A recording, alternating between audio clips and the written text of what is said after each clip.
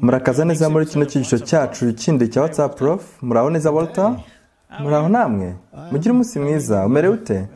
Ndaho bisanzwe? Ukwiriye gukomera kuko ugifite byinshi byo gukora. Nizeye ko Imana izadufasha. Reka dutangire dusenga. Imana yacu turagushimiye ko tugaruriye hano uyu munsi. Imana tugiye kuganira ku ngingo zikomeye, ntacyo twakora tutagufite. Dusabye kumurikirwa nawe kandi Mwuka Wera dufashe. Dusabye kandi n'abazakurikira kino cyigisho kugira ngo bose baze gufashwa. Tusabye mu izina rya Yesu, amen. Mu cyigisho cy'ubushize twaganiraga kuri gahunda yo guhindura imikorere y'uburyo umuntu ateye. Ubwo twateguraga icyigisho, Imana yadufashije tugira amakuru y'ingenzi ahagije tubona, tubasha no kuyahuriza hamwe kuko hari icyo yafasha abantu, cyane ko ari ingingo iteje intambara muri benshi. Natwe tumaze kwibazwaho ibibazo bitabarika,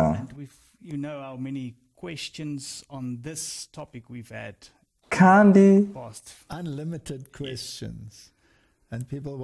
abantu barashaka ko tugaragaza aho duhagaze kuri iyi nsanganyamatsiko y'urukingo. Twagerageje kenshi gukikira ingingo y'urukingo n'ikimenyetso, niba hari aho bihuriye. Ntekereza ko igihe kigeze ngo tuvuge kuri iyi ngingo. Biraza gutuma tugira inshuti, ariko kandi hari n'abandi batazigira bongera kuba inshuti zacu kundi. Uko niko bigomba kugenda, nta kundi. Ndumva turi butangirane na video. Ni video iri muri filime y'ibishushanyo yacishijwe kuri Netflix. Biratangaje ubutumwa bashakaga gutambutsa banyuze muri iyo filimi y'ibishushanyo. Biratangaje ibyo bahisha cyangwa se bashaka kwereka abana binyuze muri izo filimi z'ibishushanyo. Biratangaje kubona ukuntu abantu benshi bizera ko ikimenyetso ari ikintu gifatika uzashyirwa ku kiganza cyangwa se mu ruhanga. Aha tuhabona amacenga yo guhanganisha impande ebyiri ziba zashyizweho, aho bamwe batekereza ko ikintu runaka babwiwe ari cyo, maze abandi bakavuga batoya ntabwo ari cyo. Nko muri iyi filimi tubonamo impande ebyiri, uruhande rurimo rushyigikiye ibyo gushyirwaho ikimenyetso, urundi ruhande rurimo kurwanya gushyirwaho icyo kimenyetso, none bose bakaza kuneshwa n'ubu ari gukina nk'intwari muri iyo filime. Reka dutangire tureba iyi filime kugira ngo twerekane ko gahunda nk'izo ziriho, kandi n'ibitekerezo by'abana bato byatangiye gutegurwa. Gusa njya nimbaza niba izi filimi zikorerwa abana bato cyangwa se niba zigenewe abakuru. Reka turebe iyi filime maze turebe aho turi kwerekera. Mu mujyi utuwe cyane hashyizwemo igikoresho cy'agatangaza Smart Mark, ikimenyetso cy'ubwenge. Iki kimenyetso gikora neza kurusha telefone, kiri muri wowe, gituma wishyura udakoresheje amafaranga, wishyura ingendo aricyo ukoresheje, ndetse ukanareberaho video. Amaduka ari ahantu hose mu mujyi, ariko ntukwiriye gucibwa intege no gutonda umurongo. Kuba ufite icyo kimenyetso cy'ubwenge birahagije ngo udatonda umurongo utegereje. Ntabwo nabona uko mbabwira ubwiza bw'uburyo niyumva bitewe n'ikoranabuhanga. Ikimenyetso cy'ubwenge cyazanye gahunda mu mibereho yanjye. Ikiza kurusha ibindi ni uko ikimenyetso cy'ubwenge kigushyirwaho ku buntu. Umujyi wacu turawushimye ku bw'ibyo utugejejeho. 23% by'abaturage bamaze guhabwa ikimenyetso cy'ubwenge. Natwe ubu ni igihe cyacu cyo kugerageza ikoranabuhanga ryacu. Hari ikintu kidasanzwe kiri mu mujyi wa kera, wahozemo akajagari no kutagendera ku murongo. Ndakora ishoboka byose ngo ntume uyu mujyi ujya ku murongo, kandi urushaho kugira gahunda imwe. Iyi myaka yose twamaze dukorera mu bwiru, twihishe inyuma y'ibigo by'ikoranabuhanga, ubu gahunda yamaze gushyirwaho mu mujyi. Nta mwana n'umwe uzongera kugira ubwoba bw'umutekano we kundi. Abaturage nitwe batezeho amakiriro yo kubakiza akajagari. Nk'abantu mwe mukunda ikoranabuhanga rigezweho, ese mwebwe ntabwo mwashyizeho ikimenyetso cy'ubwenge, oya twebwe ntacyo twashyizeho.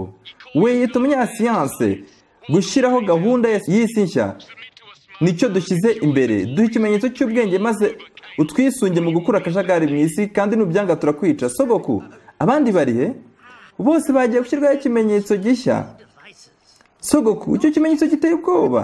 Ibyo bintu ni ibihimbano, ni ibyo kugenzura ibitekerezo by'abantu. Nari mbizi kuva kera.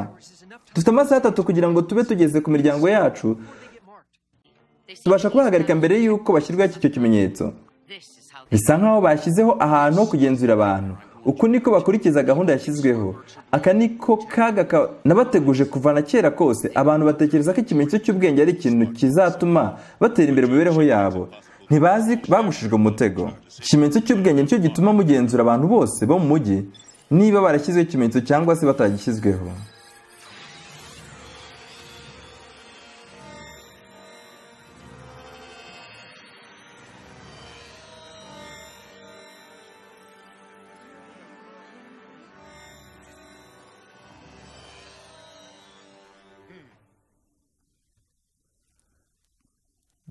Ibi bintu bakinnye biratangaje. Ibintu byose barabikinishije. Ikimenyetso,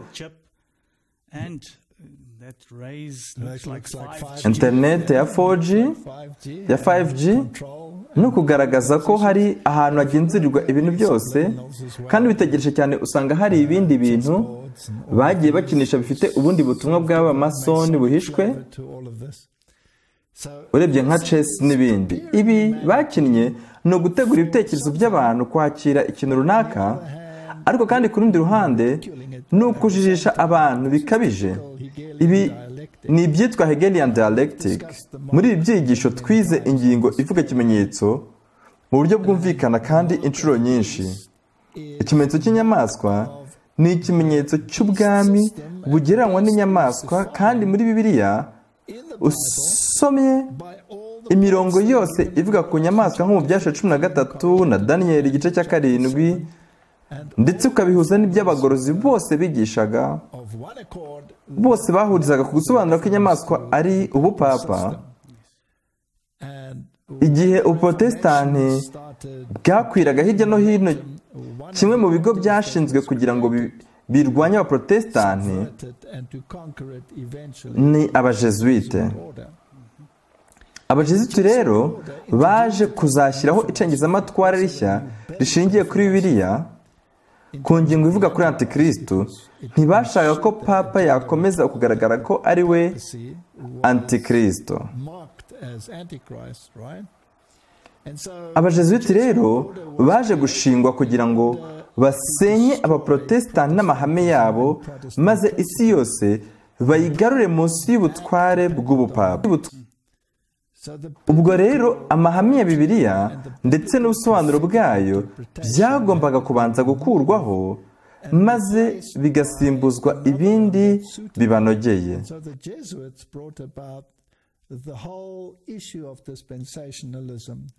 Antikristo baramufashe maze bamushyira mu gihe kizaza.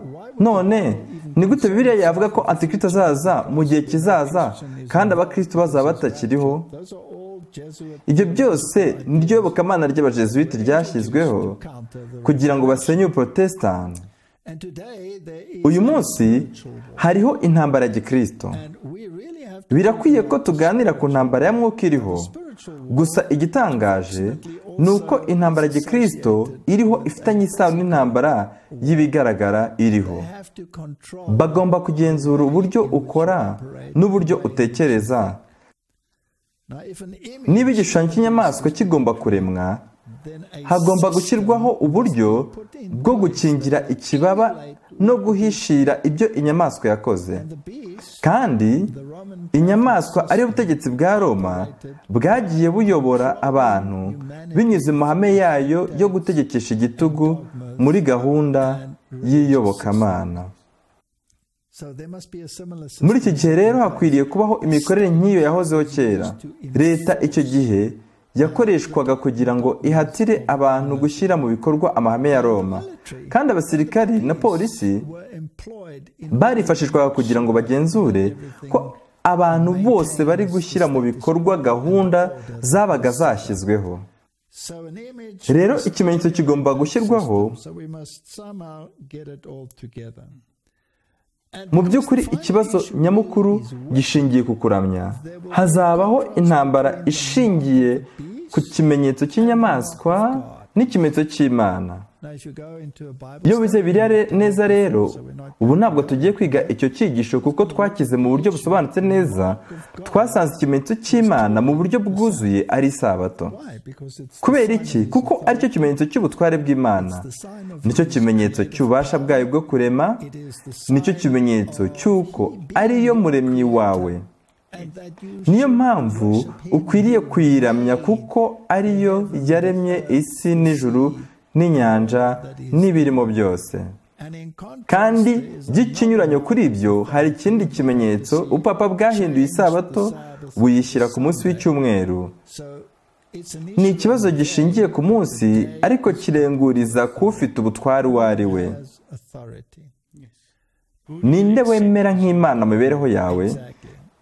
Kandi abajesuiti bagiye bagira uruhare rukomeye cyane mu guhindura gahunda z'imibereho y'abaturage, mu mpinduramatwara, mu ntambara, mu kwica abantu baciwe ibihanga. Bari intwari mu bwami bwa Papa wa Roma. Ibikorwa byabo biranditswe mu mateka y'isi. Ushaka wayabona ukayasoma, ukareba icyo bahora bagendereye, ukamenya icyo abaperezida batandukanye ba Leta Zunze Ubumwe za Amerika ndetse n'abandi bayobozi bose bo ku isi bagiye babavugaho, ugasoma icyo abanditsi b'abaprotesitanti babavuzeho, ukamenya igihe bifashishaga imbunda ngo barimbure Bibiliya icyo bashakaga. Nta kindi uretse kurandura ijambo ry'Imana mu buryo bwose bushoboka. Iyo niyo nshingano yabo.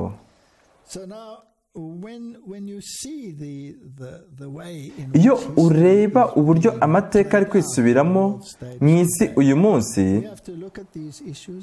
ukwiriye kubona ko ari ingenzi kuyakurikira ubyitondeye. Kimwe mu bintu biri kuvugwa cyane ni ikimenyetso, kandi hari abantu bamwe bizera ko iyo uhawe urukingo, icyo gihe ushyirwamo n'akuma kitwa chip, maze icyo gihe ukaba ushyizweho ikimenyetso cy'inyamaswa. Ariko ibyo si byo kimenyetso cy'inyamaswa, kuko ikimenyetso cy'inyamaswa gishingiye ku kuramya, gishingiye ko wemera nk'umutware w'ubuzima bwawe. Gahunda y'urukingo iri kuvugwa cyane muri iyi minsi. Ni bumwe mu buryo bwo kugira ngo ugenzurwe. Gahunda y'urukingo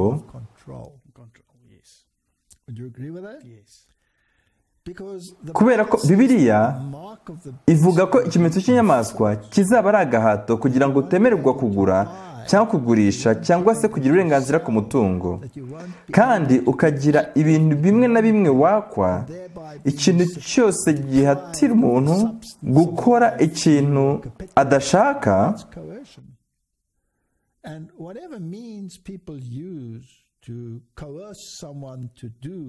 iteka ntabwo kiba giturutse ku Mana. Ibi bintu rero dukwiriye kubyiga. Iryo ryari itangiriro gusa. Ubu dukwiriye kureba abafite uruhare rukomeye muri ibi nk'uko twabibonye mu byigisho byatambutse. Noneho nyuma yaho tuze kureba ku ngingo y'urukingo, iyo twavuga ko imeze nk'imodoka itwaye ikintu kizashyirwaho maze kigatuma gahunda yose abantu bari bamenyereye ihinduka. Ni ingenzi cyane rero ko tureba imiterere y'iki twise imodoka. Njyewe ubwanjye nakoze mu nzego z'ubuzima, nabaye porofeseri wigisha ibifitanye isano na siyansi. Mu by'ukuri ntabwo ndi umwarimu wigisha ubumenyabuzima bushingiye ku turemangingo shingiro tutagaragara, ariko mu bigendanye n'isano ishingiye ku myororokere byo ndabizobereye, kuko nigishije iryo somo mu bantu bashaka kuminuza mu cyiciro cya gatatu cya kaminuza. Byashoboka cyane ko icyo kibazo gihari atari cyo abantu benshi babasha gutahura. Turaza kugerageza gukoresha imvugo yakumvwa na buri wese. Turaza kureba ku mico y'umuntu cyane. Zabu 139:14, ndagushimira yuko naremwe mu buryo buteye ubwoba butangaza. Imirimo wakoze ni ibitangaza, ibyo umutima wanjye ubizi neza. Navukiye mu muryango w'abantu bazi ibya siyansi, ntabwo bizera irema. Bavuga ko siyansi idashobora kwemera ko abantu baremwe n'Imana. Bavuga ko Imana ikwiriye gutandukanywa na siyansi.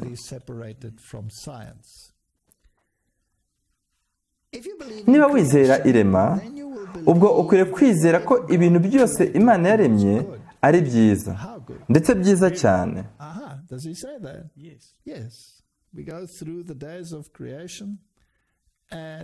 Tubwira ko ibintu byose Imana yaremye byari byiza cyane, ndetse byiza cyane. Iyo urwanyije irema maze ukavuga ko abantu bose babayeho ku bwihindagurika, ni gute wasobanukirwa ko ibyo Imana yaremye ari byiza niba warakomotse ku dusimba duto? Iyo wizera ihindagurika rero, uba wizera ko nta kintu gihita kibaho ako kanya mu buryo bwuzuye, ahubwo ko ikintu cyose cyuzuye kiboneka kinyuze mu bintu byinshi bigenda bihindagurika kugira ngo bizagere ku bwo bizaba byiza. N'ubu kandi turi beza kuko turi bazima, tubasha gukora, tubasha kuvuga, tubasha kuganira, tubasha kureba, tubasha kumva, byose ni ibitangaza urebye inyokomuntu ibasha gukora. Tekereza uramutse ushatse kongerera umuntu ubushobozi bwo gukora ibirenze ibyo asanzwe akora, aho niho hakomotse iby'igitekerezo cyo gukora ubwenge karemano AI. Nibwo batekerezaga gushyiraho ikoranabuhanga rishya. Bavuze ko bazongera ubushobozi ubwonko bw'umuntu. Ibuka ibyo babaje Elon Musk bati, ese utekereza ko muri ubwo bwenge bukorano twabasha gushyiramo indimi zose? Yarajijinganyije mu gusubiza, ariko Imana yo irabishoboye kuko yabikoze ku munsi wa Pentekote. Tubasha no gutekereza mu bundi buryo ibyabaye nko ku munara w'i Babeli mu gihe cya Nimurode.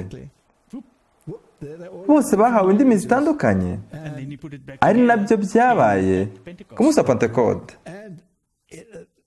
Bibiliya ivuga ko buri wese yumvise mu rurimi rw'iwabo rwa kavukire.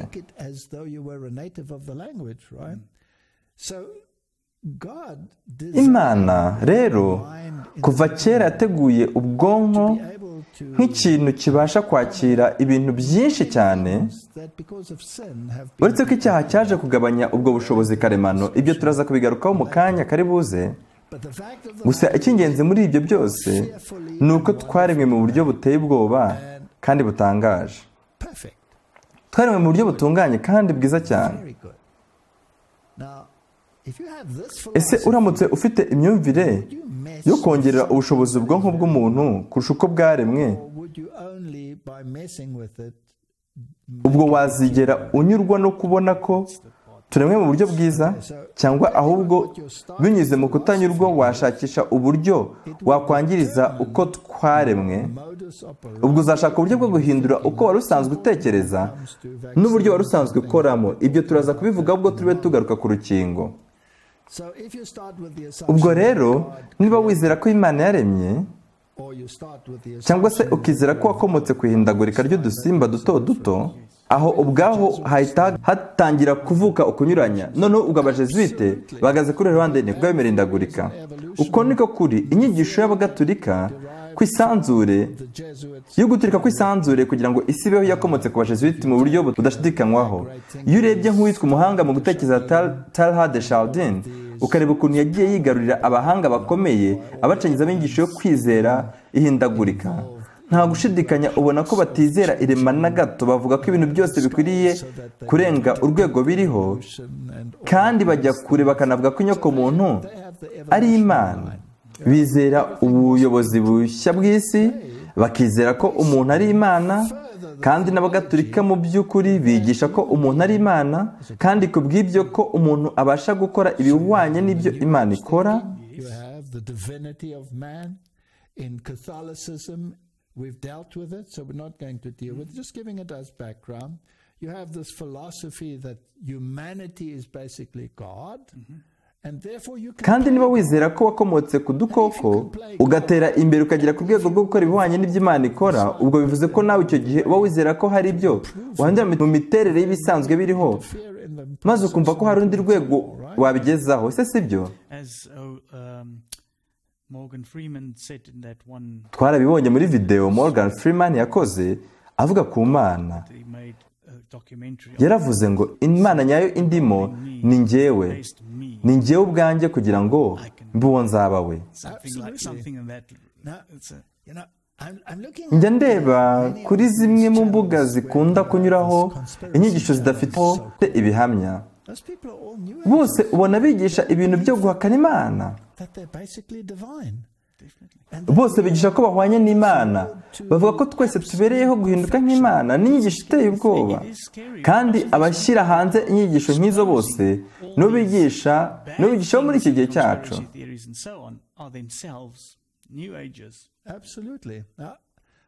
Ntabwo nigeze nsobanukirwa ibyo ari byo kugeza ubwo nafashe umwanya nkajya kureba ibyo bigisha ibyo ari byo. Bimwe muri byo ni ukuri, ariko iyo bigeze kuri ibi byihindagurika, nubwo bamwe baba bihishe inyuma ya Bibiliya, ariko ubona baba banavangavanze ibintu ku buryo buteye ubwoba.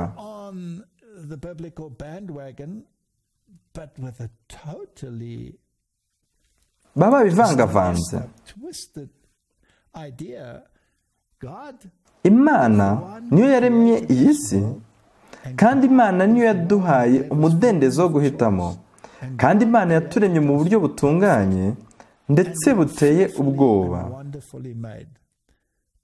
Inyigisho y'abajesuite ni ikinyuranyo cy'ibyo cyane. Inyigisho y'abajesuite ni umwanzi w'Imana mu buryo ubwo ari bwo bwose. Reka noneho tuvuge gato ku bigendanye n'urukingo. Turavuga ku rukingo urwo ari rwo, icyo rubasha gukora, kandi tuvuge no ku bantu baruri inyuma, kuko kubimenya ni ingenzi cyane. Turebe n'inganda ziruri inyuma. Iyo utekereje iby'inkingo ukabifata nk'inzira yo kunyuzwamo uburyo bwo kugenzura abantu nk'uko twabibonye, ndetse ukanabihuza n'ikimenyetso cy'inyamaswa, uba ukwiriye kubanza kwibaza ngo ese ubundi kera ni gute inkingo zakorwaga? Habaga hariho virusi ntoya itera indwara runaka, urugero nk'ibihara cyangwa se polio cyangwa se indi ndwara iyo ari yo yose. Kugira ngo ukingire iyo ndwara wafataga ya virusi, ariko ugafata iyapfuye cyangwa se virusi yangiritse, maze akaba ariyo utera mu mubiri kugira ngo itagutera iyo ndwara, bityo bigafasha umubiri guhita utegura abasirikare bahagije bo kwirinda indwara imeze nk'iyo yaturuka hanze y'umubiri. Umubiri ubwawo wakoraga abasirikare bashinzwe kurwanya iyo virusi ipfuye yabaga yinjijwe mu mubiri, noneho umubiri ugasohora iyo virusi uyinyujije mu mwijima cyangwa se mu mpyiko. Uko niko umubiri wirwaniriraga. Ibyo ni ibintu wasobanura neza ukoresheje siyanse, kuko umubiri wabaga waramaze kumenyera iyo virusi, bityo ukaba warwanya virusi ishaka kuyinjiramo iturutse hanze yawo. Kandi ubu buryo bwagiye butanga umusaruro cyane, nko ku rukingo rw'ibihara na polio ndetse n'izindi ndwara. Nyuma y'igihe batangiye kuvugurura imikorere y'urukingo, batangira kugira ibindi bintu bagenda barwongeramo. Batangiye kujya bashyiramo utwuma duto twa aluminium ndetse n'ibindi bintu byinshi byagiye byongerwamo mu nkingo, kandi inkingo nyinshi niko zagiye zikorwa nyuma yo kuvumbura ubu buryo. Umubiri w'umuntu ubusanzwe uremwe mu buryo bwo guhangana n'indwara nyinshi icyarimwe. Ibintu byatangiye guhindura isura no gufata intera. Urukingo ntirwaba rukireberwa mu gufasha abantu gusa mu by'ubuzima, ahubwo rutangira no kureberwa mu kubibyara amafaranga. Ibyo ni ingenzi cyane kubimenya. Urukingo rwabaye inzira ibyara amafaranga menshi cyane, kandi ubwoba ni kimwe mu bintu ushobora kwifashisha kugira ngo ubashe kugera ku ntego yo kubona amafaranga menshi binyuze muri ubwo buryo. Mu myaka myinshi yagiye itambuka, abantu benshi bagiye bagaragaza ubu bwoba maze bakavuga ko inkingo zifitanye isano no kubyazwa amafaranga kurusha gukingira indwara.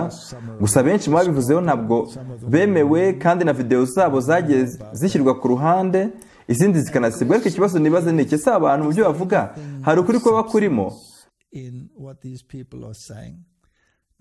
Hari videwo yigeze gukorwa bavuga ku rukingo rwa autisme. Ni videwo yahise ikurwa kuri interineti mu buryo bwihuse. Reka turebe bimwe mu byayivuzwemo. Ntabwo turi kugaragaza aho duhagaze ku bigendanye n'inkingo, turimo turareba ibivugwa gusa. Wakoze ikiganiro kandi ugaragaza uruhande uhagazeho. Ubushakashatsi bwakozwe bwagaragaje ko mu cyama cya 1955 umwana umwe mu bana 500 aba afite autisme.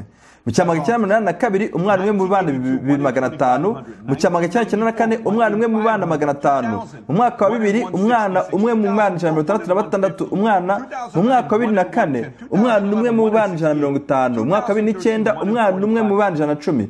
Mu mwaka wa 2011 umwana umwe muri 68. 2013 umwana umwe muri 5. Mu mwaka wa 2023 umwana umwe mu bana 2 azajya bafite uburwayi. Ibi biteye ubwoba, ese sibyo? Ikiganiro baragikoze, barakirwanyije cyane. Robert De Niro nk'umuntu washoboraga kutemeranya nawe ariko akaba yaragize umwana urwaye indwara, afite imyaka 16, uyu munsi akaba ameze kugeza imyaka 22. Ubu aragushyigikiye kandi yiteguye gukora ubuvugizi bwo kuba hari icyakorwa ngo iyi ndwara irwanywe. Abantu bose bakwiriye kumenya ibi. Ubutumwa bugufi wagiye wandikirwa ku mpande z'abakurwanya n'abagushyigikiye ni icyo waba warabashije kwiga ushingiye ku bantu bakubwiye bati Dale uri umusazi kandi uri kwibeshya. Kuki udashaka ibindi wakora kuruta kuvuga ku rukingo ko ari baringa, ko hari ikindi kirwishe inyuma? Uvuga ko ubuzima bw'abana benshi buri gushyirwa mu kaga. Nkora kuri televiziyo, natangiye kujya mbaza abaganga b'inzobere kandi narababwiye nti munyereka aho nibeshya, niteguye gukosora aho nibeshya, kuko nzi ko ibyo ndimo ari ukuri. Munsobanurira aho ufite ikibazo. Ni gute aya makuru yaba arimo kwibeshya? Munyereka aho nafite ukuri, kuko nzi ko nta muntu n'umwe urabasha kugaragaza nk'ibyo ndimo kugaragaza. Ntibashobora kuvuga ko batekanye, uko niko kuri. And I'll be honest, no one has ever actually done that. They cannot say that they're safe. Period. Full stop. End of story. Ntabwo ndi kurwanya urukingo, ndi kurwanya guterwa ibintu bidafite ubuziranenge. Cya kabiri, guterwa ibintu bitanyemera kuzakurikirana ba nyiri kubikora mu gihe cyose byangiraho ingaruka cyangwa se bikayigira ku mwana wanjye. Ikindi kintu nyamukuru ni uko nzi ko batigeze bakurikiranwa na rimwe kuva mu mwaka wa 1968 ubwo bahaga abakora inkingo ubudahangarwa bwo kudakurikiranwa. Kuri bo nta gihombo na kimwe bafite. Kuki umuntu yatanga amafaranga ku mpamvu idafatika kandi akayatanga ku muti yakoresha adaha uburenganzira bwo kuzakurikirana ba nyiri kuwukora mu gihe we waba umugizeho ingaruka? Urukingo rwa korona ni urukingo tubwirwa ko ari ingenzi cyane kurufata mu gihe cyose ruzaba rumaze kuboneka. Ku giti cyanjye ushobora kuba wumva ko atari ingenzi kurufata, ariko mu gihe urukingo ruje bakarutuzanira batubwira ko tugomba kurufata dushingiye ku byo Fauci cyangwa Gates bavuga, ese ni zihe mpuhwe mudufitiye zo kugira ngo dufate urukingo rwa COVID-19? Ingingo ya autisme nk'uko yigeze igarukwaho na kimwe mu binyamakuru bikomeye, bavuze ko ibya autisme bidafite aho bihuriye n'ibyo turi kunyuramo bya corona. Ariko urebye ukuntu imibare ya autisme yagiye yiyongera, ubona biteye ubwoba. Ariko ku rundi ruhande, abashyigikiye urukingo rwa autisme bo bavuga ko ikibazo kidashingiye ku rukingo abantu bahawe, ahubwo ikibazo gishingiye ahandi. None aho handi ni hehe? Izi ni ingingo z'ingenzi cyane. Ingingo y'inkingo ni ingingo ifite ibintu bikomeye, atari ibishingiye ku rukingo ubwarwo, ahubwo ibyongerwa muri bwo nibyo bifite ikibazo. Kandi inkingo zo muri iki gihe cyacu zihabanye cyane n'inkingo zo mu gihe cyo hambere, nk'uko tubivuze kureba mu byigisho biri imbere. Niba abantu muri kino gihe bafite ubwoba bwa autism n'ingaruka igira ku bana banyu, ese baba bafite uburenganzira bwo kwanga urwo rukingo rwa autism? Biratangaje cyane ko ikinyamakuru cyo muri Australia cyitwa Tot News kitubwira ko polisi ishobora kwinjira mu mazu y'abantu itabanje kuba impapuro zibateguza. Hari mu mabwiriza yatanzwe muri kino cyumweru ajyanye n'icyiciro cya 4 cyaguma mu rugo. Umuyobozi witwa Dan Andrews yavuze ko hari imyanzuro ikarishye ikwiriye gufatirwa abantu bose batubahiriza amabwiriza yo kwirinda icyorezo cya COVID-19. Polisi rero bayishyizemo. None se ubwo byagenda bite muri ayo mabwiriza bongereyemo guhatira abantu gukingirwa? Ese ubwo icyo gihe nabwo polisi yabijyamo? Cyane rwose.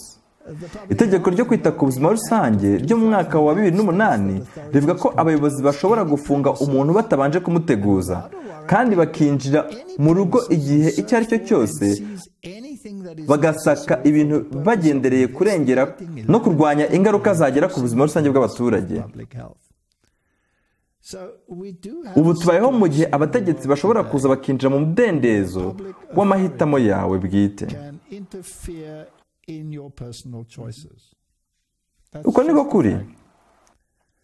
Bari kuvuga ko ibi baba bari kubikorera inyungu rusange, common good.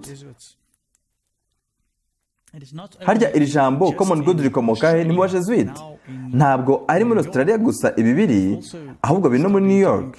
Naho batangiye gushyiraho ingamba nk'izo. Reka tubirebe kugira ngo turebe aho turi kugana. Uyu munsi uyu muyobozi yatangaje ko umujyi wa New York agiye kuwuzengurutsa abasirikare batagendereye guhagarika abanyabyaha nk'abicanyi, ahubwo bagendereye kubuza abagendagenda kugira ngo batagira uduce basura dutandukanye. Nta biganiro mpaka byabanje kubaho. De Blasio niwe waciye iteka. Guhera uyu munsi turatangira gukora ibintu bitamenyerewe mu mujyi wa New York. Ahantu hose hinjira mu mujyi haraba hari abasirikare. Abagenzi bashaka kwinjira mu mujyi bazajya bahabwa amabwiriza y'uko bari bushyirwe mu kato atari ibyo basabwe, ahubwo ko ari itegeko. Bazajya bibutswa ko kwica amategeko yo gushyirwa mu kato ari ukwica amategeko ya leta, kandi ko bazajya babihanirwa mu buryo bukomeye cyane, ku buryo burenze kwishyura $10,000 by'amadolari. Ubwo rero mu minsi mike iri imbere, New York iratangira kwibasira no kutakira neza ababagana. Bazajya bakwandikira ubutumwa bugufi banaguhamagare, kandi tutaba abari mu nzego z'ubuyobozi bazajya baza kukwirebera bo ubwabo. Reka twumve ibyo umugabo Ted Long avuga iby'iyi gahunda. Niwe uyobora ibyo guhamagara no kohereza ubutumwa muri New York. Ejo tuzashyiraho amatsinda yo guhagarika abagenzi kugira ngo tugenzure niba babanje kuzuza urupapuro rwabigenewe. Twamaze guhamagara inshuro zirenga 86,000 duhamagara abantu bari baturutse ahantu hakekwaga ko ari uburwayi bukabije kurusha ahandi bari kwinjira mu mujyi wa New York, kandi twanoheje ubutumwa bugufi burenga 25 uyu munsi gusa. Kandi mu gihe utitabye telefone yawe, twashyizeho itsinda ry'abantu bagomba kuza gukomanga iwawe. Ubwo birumvikana ko urukingo nibamara kurugira itegeko, ugomba kuzajya werekana icyemezo cy'uko wikingije. Ibi bigendere ku cyenzura abantu. Muri New York tubonye ko ari amabwiriza yashyizweho agendanye na guma mu rugo. Hari ibindi binyamakuru byibajije niba abantu gufata urukingo byaba ari igikorwa cyemewe n'amategeko. Reka tubirebe. Uko turi kujya mbere hashakishwa urukingo rwa virusi ya corona, hari ibibazo byinshi biri kwibazwa. Abantu benshi baribaza niba za guverinoma zitandukanye zahatira abantu gufata urwo rukingo, cyangwa abatazarufata niba batazemerwa kujya ahurira abantu se benshi, cyangwa se bakirukana ku kazi. Ibaze ahantu hose ugiye kwinjira ukwiriye kuzajya werekana icyemeza ko ukingije. Waba ugiye guhaha, gufata indege, cyangwa se ugiye mu kazi, byashoboka ko abantu bazahatirwa kurufata nk'uko bitangazwa n'umwarimu w'amategeko muri kaminuza Santiago de Fox. Leta izagira uruhare rukomeye kugira ngo abantu bafate urukingo. Bashobora gushyirwaho amabwiriza abuza abantu kujya kwiga cyangwa gufata serivisi runaka, yewe bakaba banabura n'akazi mu gihe cyose baba banze gukingirwa. Leta leta ibasha kandi no gushyira amande cyangwa se abanze kurufata bakaba banashyirwa muri za gereza. Amabwiriza nk'ayo yamaze gushyirwaho mu bihugu bimwe na bimwe mu Bufaransa, gusa muri Leta Zunze Ubumwe za Amerika ntabwo arashyirwaho. Bamwe mu bakora mu butabera na za kaminuza babaza abashinzwe ubuzima niba abantu bazemererwa kuba bakoresha uburenganzira bwabo mu gufata cyangwa se kudafata urukingo. Professor Fox avuga ko leta zikwiriye kuzashyiraho amabwiriza adohorera abantu bafite intege nke nk'abatwite, ariko abandi bose bakaba bakingirwa. Kudakingirwa ushingiye ku myemerere yawe iyobokamana ntabwo bikwiriye guhabwa agaciro ku bw'inyungu y'ubuzima rusange. Kandi abahanga mu by'amategeko bavuga ko abantu bafite ubucuruzi bwabo ku giti cyabo bazaba bafite uburenganzira bwo kwirukana abakozi badashaka gufata urwo rukingo. Ibyo biratangaje. Ibyo bintu bavuze ni ibintu bikomeye. Ubu ntabwo kikiri ikibazo gishingiye ku buzima gusa, ahubwo ni ikibazo gishingiye ku mategeko. Ni ingenzi cyane ko tugenzura tukareba ubukana bw'iri tegeko ndetse tukanamenya ushyiraho iri tegeko, kuko niba ari itegeko ubwo bazavuga ko ribereyeho inyungu rusange, common good, kandi abo ni bande? Ibi birarushaho kugenda bitangaza. Kandi nk'uko uriya mwarimu w'amategeko muri kaminuza yabivuze, ntabwo umuntu azakoresha umudendezo we wo guhitamo mu gihe aharanirwa inyungu rusange. Hari urubuga rw'abagatolika rwitwa LifeSite, baranditse ngo Trump arashishikariza abasirikare kuzakwirakwiza urukingo rwa korona mu baturage mu buryo bwihuse cyane.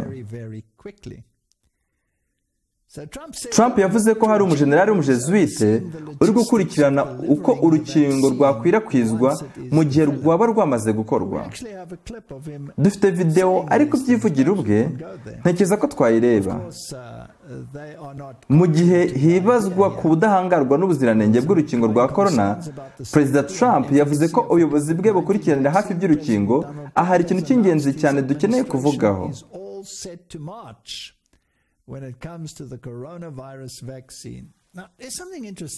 Ku ruhande rumwe, nk'uko ujya ukunda kubivugaho, twagiye tubona akana korona ndetse n'abari mu bikorwa byo kuyirwanya, ariko ku rundi ruhande turamubona ari we uri kwihutisha iby'urukingo, ari kugaragara ku mpande ebyiri.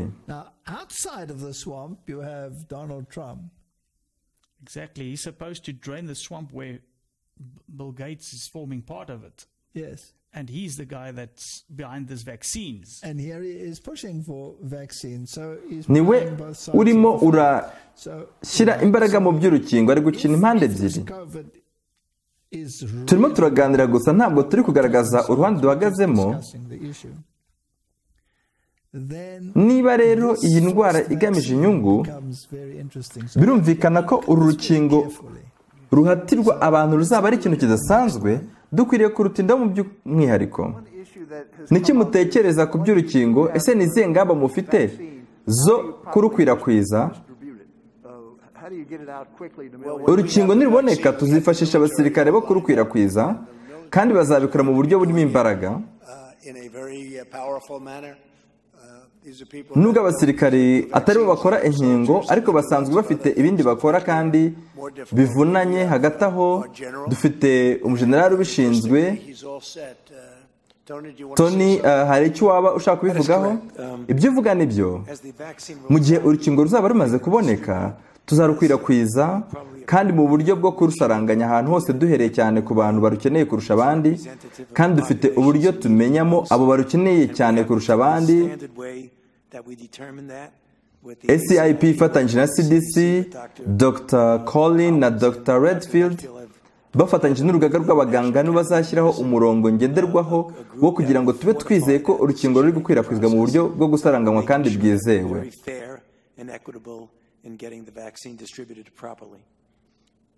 Reka na Francis atubwira aho urugendo rwo gukora urukingo rugeze kuva mu mezi 6 ashize. Ese nicyo watubwira? Nyakubahwa Perezida, biragaragara ko biri kugenda neza. Nabaye umuyobozi mu gihe cy'imyaka 27 nagiye mbona ibintu bitangaje birimo birakorwa mu buzima, ariko uburebye ukuntu abantu bose bari gufatanyiriza hamwe, abashakashatsi, abaterankunga, bose bagamije gushakira hamwe igisubizo, nta n'umwe ugamije gushimwa. Biragaragara ko iki ari igikorwa gikwiriye kudushimisha twese, kuko duhanganye n'ikibazo tutigeze duhura nacyo muri iki kinyejana cyacu. Nicyo kibazo gikomeye twahuye nacyo. Ibintu byose byamaze gutegurwa, kubishyira mu bikorwa bizihutishwa cyane. Ibyo nabyo ni ingenzi ko tubivugaho, aho bihuriye na siyansi ndetse no mu mibereho rusange. Muri ibi bikorwa Dr. Fauci yabigaragayemo cyane, kandi twavuze iby'ukuntu ari umujesuite. Abantu bamwe baravuga bati ariko ibyo ni uko ari aho yigiye gusa, imyumvire ye ntabwo ifite aho ihuriye no kuba yaragiye mu bajesuite. Ariko mu by'ukuri agamije gusoza imigambi y'abajesuite. Kandi turabizi neza ko itorero na leta bigomba gukorera hamwe kugira ngo bibashe kugenzura abantu mu buryo bwuzuye, kandi babashe gushyira mu bikorwa ikimenyetso cy'inyamaswa nyakuri, aricyo kigendereye kuramya. Turabibona neza ko uru rukingo ruzahatirwa abantu kandi n'abasirikare bakifashishwa, ariko kandi dukwiriye no gushishikazwa no kumenya abantu bafite uruhare rukomeye muri ibi bikorwa. Ibi ni ingenzi cyane kubisobanukirwa ku bw'impamvu y'ubuhanuzi bwa Bibiliya. Ni ingenzi cyane ko twibaza ngo mbese Dr. Fauci yaba ari umuganga usanzwe wigeze gusa kwigira mu mashuri y'abajesuite, cyangwa ni umuntu watwawe n'imyumvire y'abajesuite akaba ari muyobora? Ahari ubanza bishobora kuba bikomeye kurenza uko tubitekereza. Reka turebe. Ishuri ry'abajesuite wagiye kwigaho muri koleji ya Red Cross i Manhattan, ese ni iki bivuze kuri wowe kuba warigishijwe n'abajesuite? Ni amahirwe adasanzwe nagize, kuko iyo bari kukwigisha bahuriza hamwe amasomo y'ubwenge, bakayafatanya n'ikinyabupfura cy'uburyo ukwiriye kwitwara nk'umuntu mu nshingano zawe, kandi ukuntu bitangira abandi byangizeho ingaruka ikomeye. Ibyo ntibivuze ko abantu batajya mu bikorwa by'ubuvuzi rusange batutangira abandi, ariko banyigishije ko ikintu cyose ukora uba ukwiriye kugikorera kugira ngo kigire umusaruro mwiza gitanga ku bandi, waba wikorera cyangwa se ukajya mu by'ubuvuzi rusange nk'uko aribyo nagiyemo. Nabigiyeho byinshi bijyanye no kwita ku byo abantu bakeneye, wongeyeho ubumenyi budasanzwe nahavanye. Ese waba wibuka igihe wagiriye icyifuzo cyo kuba dogiteri? Ntekereza ko byari mu mashuri yisumbuye, kuko icyo gihe nabwo nakundaga kwita ku bantu. Ndi umuntu ukunda kwita ku byo abantu bakeneye, by'umwihariko mu byo nigishijwe n'abajesuite ni uko nkwiriye kwita ku bantu. Nagize icyo cyifuzo nkiri muri segonderi, nize imyaka 4 Kigiriki n'indi myaka 4 Kilatini, niga amateka ya kera n'ibindi nk'ibyo, kandi nakomereje amashuri yanjye mu irindi shuri ry'abajesuite ryitwa Holy Cross. Nahigiyemo isomo ryitwa AB Greek Pre-Med course,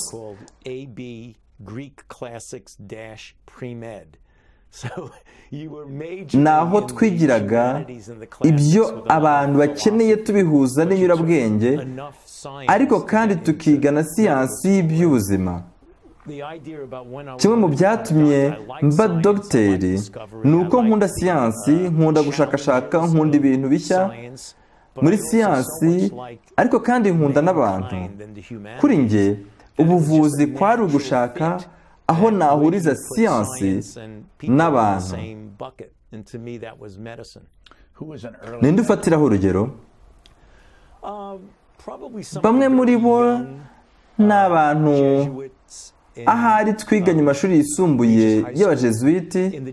Amashuri y'abajesuite asaba urugendo rurerure cyane kugira ngo uzagere ku rwego rwo kuba umupadiri umujesuite. Hambere bagiraga icyiciro cy'ababaga batari abapadiri, bambaraga amakanzu bakajya kwigisha amashuri yisumbuye. bamwe muri abo rero bangiriye umumaro cyane, n'abigiyeho byinshi, bari abantu beza bazi ubwenge kandi bashoboraga kugutegurira kuzagera ku byo ushaka kugeraho. Ajya akunda no gutanga ibiganiro mu bigo by'amashuri menshi y'abajesuite. Reka turebe indi videwo twumve icyo arimo arabwira abo banyeshuri. Nagize amahirwe yo kurangiriza amasomo yanjye muri ishuri rya Regis mu 1958. Iteka nkunda kuvuga ko ariho nigiye ibintu by'ingenzi mu buryo butangaje. Ninjijwemo amahame yose ashingiye mu burezi bw'abajesuite. Icy'ingenzi kurusha ibindi ni uko imwe mu migenzo y'abajesuite yagiye inkomeza mu buzima bwanjye ndetse no mu kazi. Ikiyongera kuri ibyo, banyigishije uko ngenzura ibitekerezo byanjye mu buryo buhamye ndetse no kugenzura ibyo mvuga ari byo bimfasha mu byo ntekereza no mu byo nandika ndetse no mu mbwirwaruhame zanjye za buri munsi, by'umwihariko no muri ibi bihe bitoroshye turimo. Ikiyongera kuri ibyo, nize ukuntu abajesuite bita ku butabera no gukorera abandi, kandi ubu nicyo gihe cya buri wese cyo kwita kuri mugenzi we. Rero ndabashimira kubw'intambwe mugezeho yo kurangiza amashuri. Bifuje kugubwa neza muri iki gihe muri kwishimira iyi ntambwe mumaze gutera mu buzima bwanyu. Bifuje ibyiza byose mu myaka igiye kuza. Rero Dr. Fauci mu bigaragara ni umuntu ushikamye mu mahame y'abajesuite, mu nyurabwenge y'abajesuite, mu butabera bushingiye kuri gahunda y'abajesuite y'abagatulika yo kugenzura abantu. Ntabwo dukwiye na rimwe kwibagirwa ni uko abantu bakoresha iriyobokamana bazakora ibishoboka byose mu izina rya Gikristo, berekana ko bitaye ku bantu kugira ngo basohoze imigambi y'ubupapa. In order to further the ends of the papacy. Yes. And this is a very kandi iyi ni ingingo y'ingenzi cyane, kandi yanyigiraho ikibazo gikomeye cyane. Kandi kuva kera iyi ngingo yagiye igaragazwa kenshi ko ari umwanzi w'ubutumwa bwiza. Ikinyamakuru cyitwa National Geographic kiratubwira ko urukingo rwa korona rushobora kuzagirwa itegeko, kandi uku niko bizakorwa. Urukingo rwa korona nirumara kuboneka, uzajya werekana icyemeza ko wakingiwe kugira ngo wemererwe kujya mu biro cyangwa se guhura n'abandi muri siporo cyangwa se kujya muri resitora. Mu yandi magambo, ingingo yo kugura no kugurisha ndetse no gukora ibindi bikorwa byinjiza amafaranga bizaba bikomeye. Kandi nk'uko twabivuze, niba uru rukingo ari nk'imodoka itwaye ikindi kintu kizaza, aricyo gikorwa giheruka cyo kurwanya ubutware bw'Imana, nizera ko ari ingenzi ko tubimenya. Hari abantu benshi bagiye bavuga ko urukingo ruzagirwa itegeko, ese si byo? Abahanga bavuga ko twinjiye mu gihe kidasanzwe, twinjiye mu isi aho uzajya usabwa kwerekana ko wakingiwe virusi ya korona kugira ngo wemererwe kujya muri siporo, gukoresha inzara, kujya no mu kazi cyangwa se kujya muri gari ya moshi. Uzagorwa n'ubuzima n'ubu udafite urukingo. Gukingira abantu bakuze, guhamagarira abakozi ndetse n'abantu basanzwe kwikingiza ntabwo biri hafi nk'uko bivugwa, nubwo abantu batabyumva. Leta zunze ubumwe ndetse n'imijyi bishobora ndetse byigeze bihatira abantu urukingo mu gihe cyashize. Urugero, naho mu mwaka w'1901 Cambridge na Massachusetts zashyize itegeko risaba abaturage bose bafite imyaka irengeje 21 kwikingiza ibihara. Umuntu utarikingizaga yacibwaga amande y'Amadolari 5 ari ahwanye n'Amadolari 150 y'uyu munsi. Muri iki gihe ho bavuze yuko bazajya baca abantu 10,000 by'Amadolari. Birumvikana ko ari menshi cyane. Abajyaga kurega mu nkiko baratsindwaga. Birumvikana ko urukiko rutazigera rwumva abazajya kurega. Birumvikana ko bizaba bigoye kuko hazaba harimo n'abasirikare bari kurukwirakwiza. Well, if you're going to get the military involved, and those are hardened soldiers, yes. What would you expect? Trump yavuze ko bazakoresha abasirikare Exactly. So how much easier bazitwara bate ku bantu batazarufata? Urugero ni uko umuntu wese ushaka kujya mu ndege agiye Dubai agendeye mu ndege ya Emirates arabanza akerekana ko yapimishije corona, akaba icyemeza ko yapimishije corona akaba atayifite. Mu gihe urukingo ruzaba rwabonetse, indege zishobora kuzahindura amategeko yazo, noneho ukazajya usabwa kwerekana icyemeza ko ukingije corona kugira ngo ubashe gukomeza urugendo. Ibi byose turi gusoma ni byo abantu bakeka. Ubu ibintu byose bimaze gushyirwa mu buryo nk'uko twabibonye mu cyiciro cyatambutse, nko gukoresha ibyitwa QR code hagamijwe kurebwa ko udafite corona. Bibasha none gushyirwa mu yindi ntera, umuntu akajya abazwa icyemeza noneho ko yikingiye. Niba udafite icyemeza ko wikingije, ubwo ntemerwa kwinjira mu iduka guhaha. Aha hari indi nkuru iri mu kinyamakuru cyitwa RT ivuga kutishingira igihombo. Ibigo bikomeye bicuruza kandi bikanakora imiti biravuga ko bitazirengera ingaruka abantu bazagirwa n'urukingo rwa corona. Ibi ni ibintu bitigeze biba mu mateka. Sintekereza ko no mu gihe bakoraga urukingo rw'ibihara bavuze ibintu bisa bityo mu cyama cya na rimwe. Ubusanzwe iyo urukingo rukugizeho ingaruka uba ushobora kujya kurega ba nyirarwo mu nkiko. Ariko kuri iyi nshuro abakora urukingo ntacyo bazabazwa, bashobora kuzakora ibyo bashaka byose. Ku bw'iyi mpamvu rero ibigo bikora imiti byinshi bishobora kuririra kuri iyi mpamvu bagakora ibyo bashaka cyane, ko bazaba bizeye ko batazakurikiranwa mu gihe hari ibitagenze neza. Ibi rero biratuma nibaza ikibazo kuri urukingo, kandi badashaka kugira icyo bazabazwa. Ubwo si uko ahari bafite impungenge ku bigize urukingo. And the depopulation agenda as we see it on the Georgia Guidestones, cyangwa se bifitanye isano n'amagambo yanditse ku rutare rwa Georgia yuko hari umugambi wo kugabanya abantu ku isi. Umuyobozi mukuru w'ikigo gikora kandi kikanakwirakwiza imiti cyitwa AstraZeneca yahamije ko ikigo cye kidashobora kwishingira ingaruka zose zizatezwa n'urukingo rwa corona. Abazagirwaho ingaruka ntabwo bazagira amategeko abarengera nibajya kurega mu rukiko. Ibi bintu biteye agahinda. Video igiye gukurikira ni video ya komite yiga ku mibereho myiza y'abaturage. Turahabona abadogiteri batandukanye bari gutanga ibitekerezo byabo nk'abahanga mu by'ubuzima, kuko hari benshi bibwira bati tuzakora ibyo tubona ibitangazamakuru bitubwira gusa. Iri rero ni ihuriro ry'abahanga mu by'ubuzima, kandi nabo bafite ibyo batangaza ku byerekeranye n'iyi ngingo y'inkingo. Dukwiriye kwita ku byo aba bantu bavuga, kuko abantu benshi badashyigikiye urukingo bitwa abanzi ba gahunda ya leta, abarwanya siyansi, bakitwa n'andi mazina. Reka tuvuge kuri siyansi. Reka tureke abize siyansi batubwira ibya siyansi. Reka turebe ibyo uyu mugabo atubwira, kuko ntekereza ko abantu bose bakeneye kumenya ibyo avuga, kuko ari ingenzi ko buri wese abimenya. Zimwe mu nkingo ziriho twumva ko zongerwamo aluminium na mercure. Se mwaba mwaratekereje ku kuba inkingo nk'izo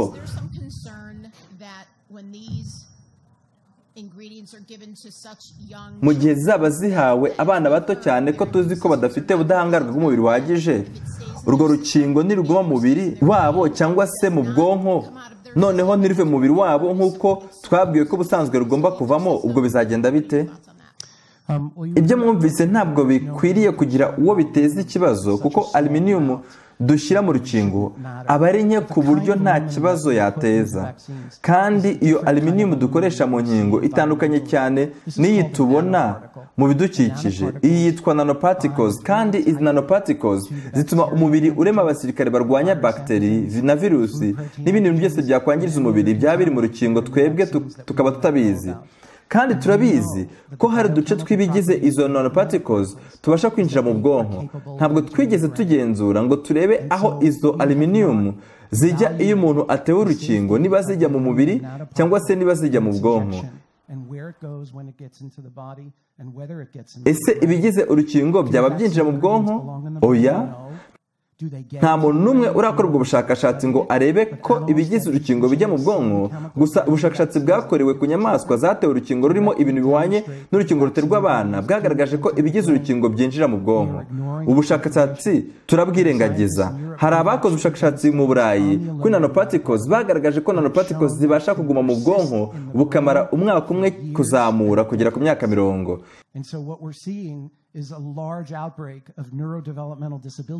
Ibyo turi kubona muri iyi minsi ni indwara z'ubwonko ziri kwigaragaza mu bakuze, kandi izo ndwara zirakomoka kuri nanoparticles ziri mu nkingo bagenda bafata. Ntabwo rero twigeze twiga niba izo aluminium dukoresha mu nkingo zigenda zikagera mu bwonko, kandi ntabwo twize niba ziguma mu bwonko iyo zagezemo. Ese ubundi zikora iki mu bwonko niba zinageramo koko? Gusa icyo tuzi cyo ni uko urukingo rutuma umuntu abyimba mu mubiri, kandi muri iki gihe 1/2 cy'abana bacu tubona bafite umubyibuho ukabije uhoraho, kandi nta gihe na kimwe twigeze twemererwa kuba twabaza niba inkingo zikomeje kongera umubyibuho gutyo. Ese uwo mubyibuho uzagera aho uhinduka umubyibuho karande? Umuntu umwe mu bana 5 afite uburwayi bushingiye ku bintu byahindutse mu bwonko. Umwe mu bana 10 afite ADD AHD, umwe muri 35 afite autisme, umwe muri 11 afite asima, umwe muri 5 bari munsi y'imyaka 5 bafite Seizures. Izi ndwara zose z'ibyorezo umunsi ku munsi ziriyongera, kandi dusanga neza ko virusi zidutera abantu mubiri zirimo adjuvant zibyara ibyitwa molecular mimicry. Bivuga ko umubiri ubona izo virusi nk'izisinziriye, ariko hari uduce twumva tw'izo virusi umubiri usanga duhuye n'uduce tugize umubiri, maze icyo gihe urukingo ruri mu mubiri rukananirwa gutandukanya ibyo rugomba kurwanya ngo bitinjira mu mubiri n'ibyo rugomba kugundira. Ibyo turabizi ko byagenze kuri hepatite B, tubizi ko no ku rukingo rw'ibicurane. Hejuru y'ibyo ariko dukomeza kuvuga ko urukingo rwizwe neza kandi ko nta kibazo rwateza, gusa ibyo ntabwo ari ukuri.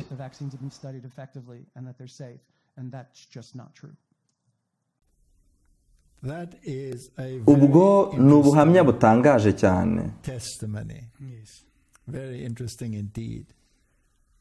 Izo nanoparticles ndetse na za aluminium bashyira mu rukingo zirenga urubibi rw'amaraso ajya mu bwonko, maze zigakomeza zijya mu bwonko.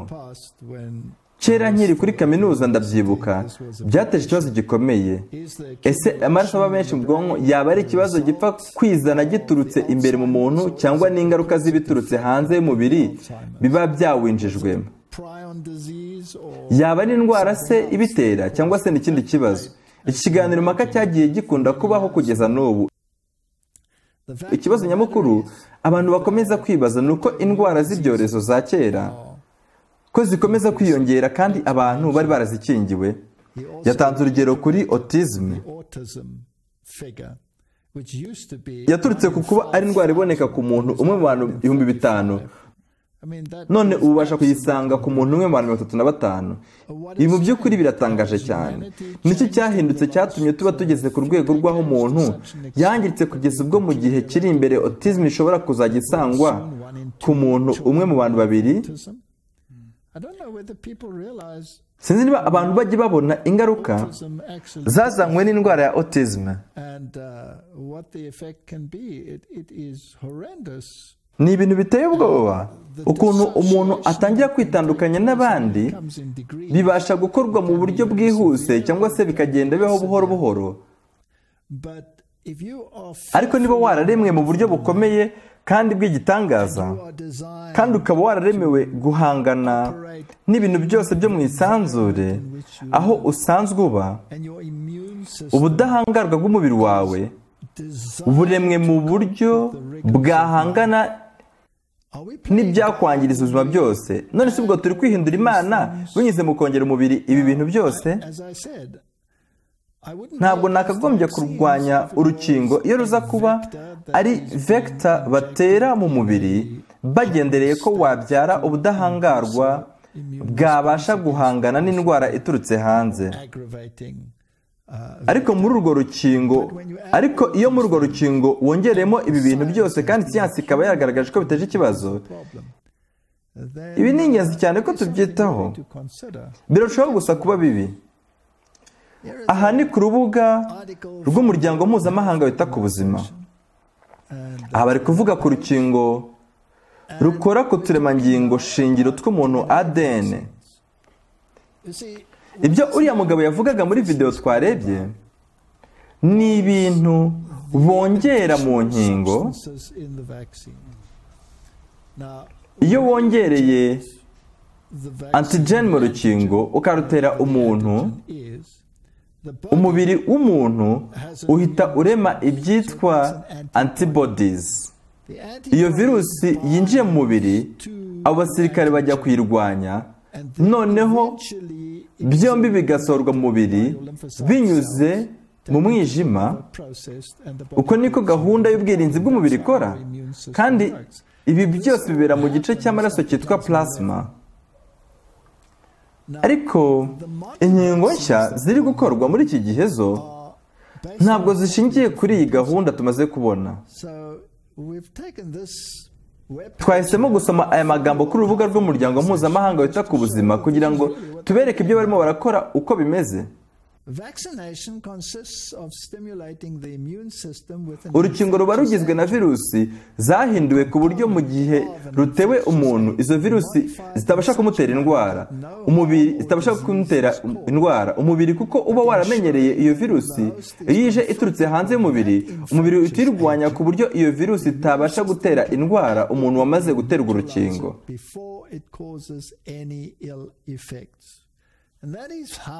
Ubusanzwe uku niko inkingo zagiye zikorwa kuva na kera, kandi ubu ni uburyo bwumvikana. Ntabwo ndi umuntu urwanya gufata urukingo, ariko iyo bigeze ku nkingo zo muri iki gihe hari ibindi bintu bongeramo nk'uko babyivugiye.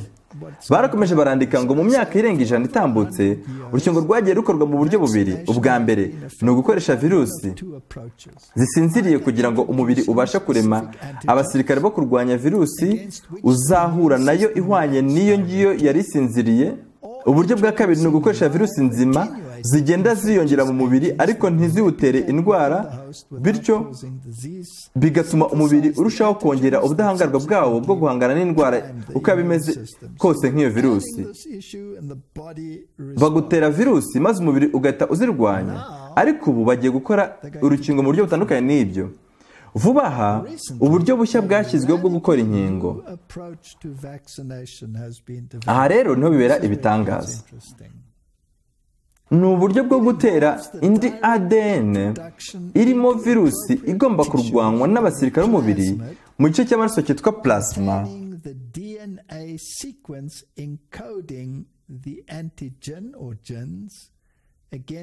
Ubu noneho ni ugutera umuntu ADN, aricyo kintu cyari kiranga umuntu. Rimwe na rimwe bayitera umuntu mu buryo bwa RNA, ADN, cyangwa se RNA ziturutse hanze.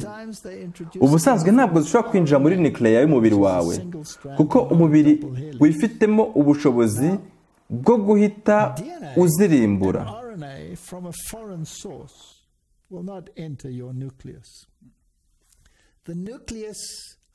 Nucleus iremwe mu buryo bw'igitangaza budasanzwe. Uturemangingo shingiro tw'ubuzima bw'umuntu turemwe mu buryo butangaje ku buryo kutwiga byafata umuntu ubuzima bwe bwose ari kwiga imimerere yatwo.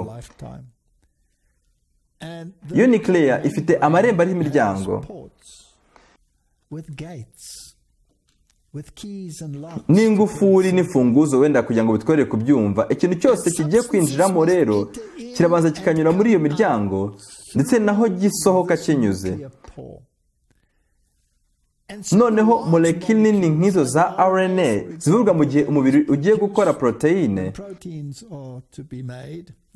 Icyo gihe ADN ivubura RNA, maze RNA noneho ikinjira muri membrane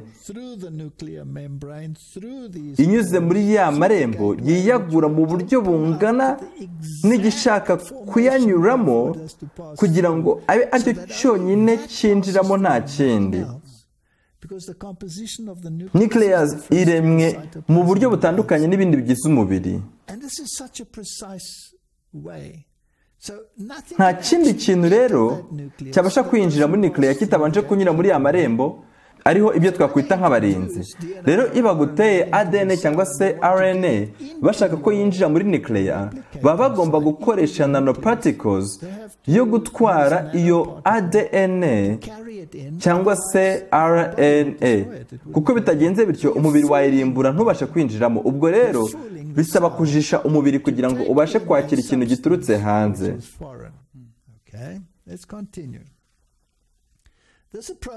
Ubu buryo bushya bufite ibyiza byinshi kurusha uburyo bwa kera.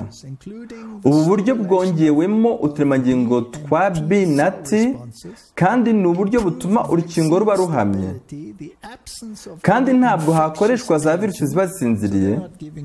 Ubwo ntabwo bagutera urugero ruto rw'ibihara kugira ngo umubiri uvubure abasirikare bo kubirwanya.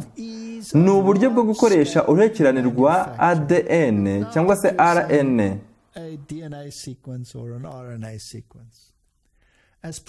Nk'igihamya cy'impamvu yo gukoresha urukingo rwa ADN ni uko igeragezwa ryakorewe ku nyamaswa ryagaragaje ko hari ubudahangarwa bw'umubiri bwiyongereye bwo kurwanya indwara z'ibyorezo, harimo virusi y'ibicurane, virusi y'umwijima wa B, virusi ya VIH, virusi ya mugiga, malariya na mycoplasma. Mu igerageza rimwe na rimwe ubwirinzi bw'indwara bwagiye mu nyamaswa bugaragara. Gusa nubwo bimeze bityo, agaciro n'inyungu byo gukoresha urukingo rwa ADN bikwiriye kugenzurwa kuri buri muntu ku giti cye, kandi imikoreshereze yarwo izanyurana bitewe na virusi y'indwara umuntu ashaka gukingirwa n'ubwoko bw'ubwirinzi akeneye kugira ngo abe akingiwe.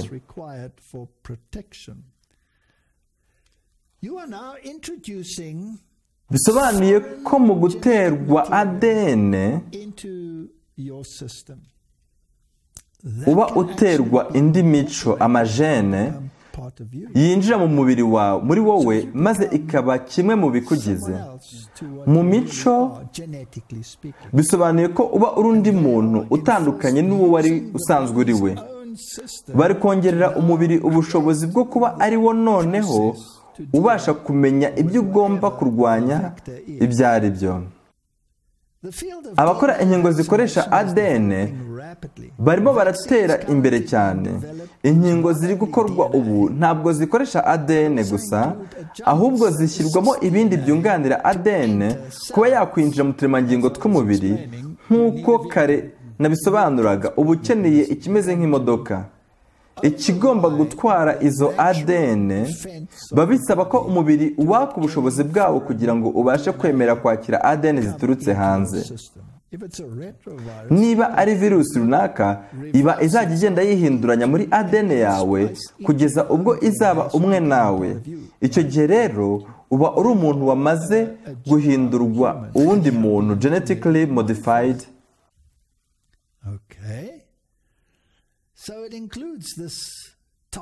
Haba hagenderewe selile runaka cyangwa se ibyo byunganira ADN biba bishobora kuvura cyangwa se kuyobora ubudahangarwa bw'umubiri. Mu by'ukuri ntabwo byoroshye gutandukanya urukingo rukoresha ADN n'urukingo rusanzwe. Byinshi mu budahangarwa bw'umubiri buzanwa n'urukingo rwa ADN ntabwo benshi babisobanukirwa. Umubiri wawe uremwe mu buryo bwo kugira ngo ukomeze ube wowe ubwawe.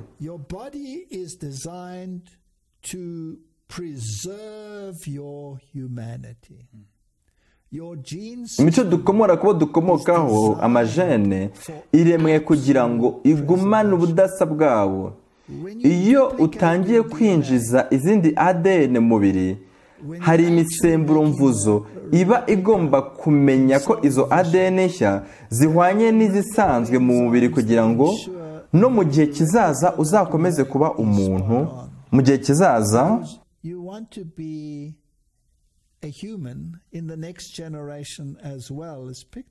birumvikana ko udashaka kuzaba ikindi kintu nk'ishu. Iyo misemburo mvuzo iba igomba kugenzura ikamenya ko iyo ADN ya fotokopi ihwanye neza n'umwimerere w'isanzwe mu mubiri. Haba hari imisemburo mvuzo iba igenda itanga amakuru mu buryo bwihuse muri ADN yawe, ariko kandi hafi aho haba hari nanone indi misemburo mvuzo iba irimo iragenzura ya ADN nshya yinjijwe mu mubiri kugira ngo hataza kugira ikosa na rimwe riza kubaho mu mubiri.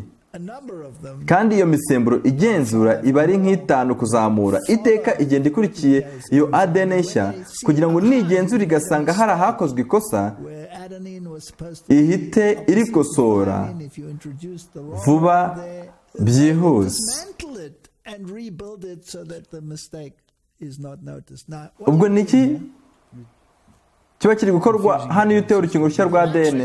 Ni uko uba uri guhatira umubiri kwakira ikintu kitakagombye kuba gihari. Mu budahangarwa bw'umubiri buzanwa n'urukingo rwa ADN ntabwo benshi babisobanukirwa. Aya magambo aratangaje. Iki gihe noneho ni ugukoresha uturemangingo shingiro tugize ubumuntu bwawe kugira ngo urwanye virusi yaba ishaka kwinjira muri wowe.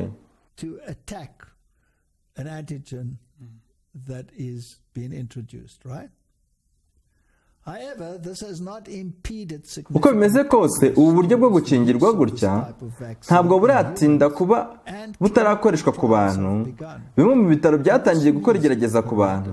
Ibi biratangaje, biteye ubwoba.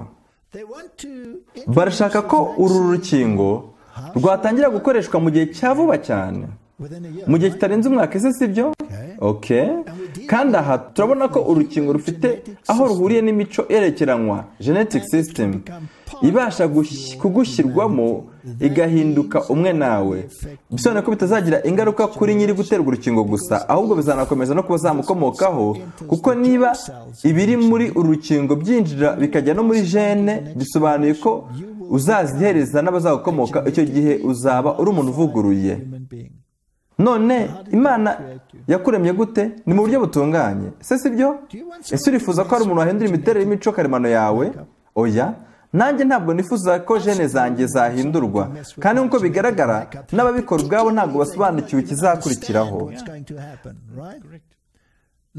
None nk'uko wa mugabo kare yabivuze, byagenda bite iyo virusi igomba gukangura ubudahangarwa bw'umubiri ubaye uyitewe igasanga mu mubiri ibiyigize bihwanye n'ibisanzwe muri serire zawe? Ese mu gihe abo basirikare baje kurwanya iyo virusi ngo bayifate, ntibashobora no kuba baza bagafata serire zisanzwe mu mubiri wawe?